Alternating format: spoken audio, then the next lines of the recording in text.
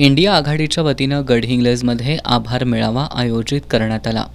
यावेळी लोकसभा निवडणुकीतील विजयाबद्दल खासदार शाहू छत्रपती आणि आमदार सतेज पाटील यांचा आघाडीतर्फे सत्कार करण्यात आला।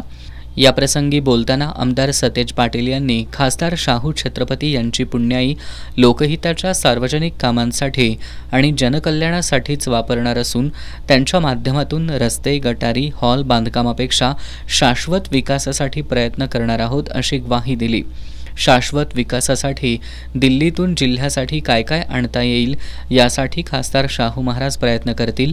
त्यांनी हिरण्यकेशी नदी प्रदूषण मुक्तीबरोबरच गडहिंग्लजच्या MIDC मध्ये नवे उद्योग आणून बेरोजगारी दूर करावी। 15 ऑगस्टपूर्वी कोल्हापूर लोकसभा मतदारसंघातील 5 मध्यवर्ती ठिकाणी खासदार शाहू महाराज यांची संपर्क कार्यालय सुरू होतील।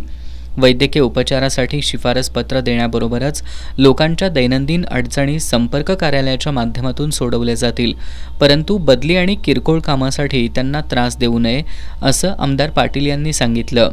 यावेळी बोलताना खासदार शाहू छत्रपती यांनी कोल्हापूर वैभववाडी बरोबरच बेळगाव सावंतवाडी रेल्वेसाठी पाठपुरावा करण्याचा प्रयत्न करू अशी ग्वाही दिली।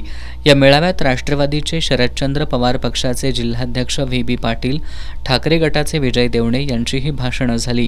यावेळी नंदिनी बाभुळकर, अमर चव्हाण, शिवप्रसाद तेली, शिवाजी माने, श्रद्धा शिंत्रे आदी उपस्थित होते।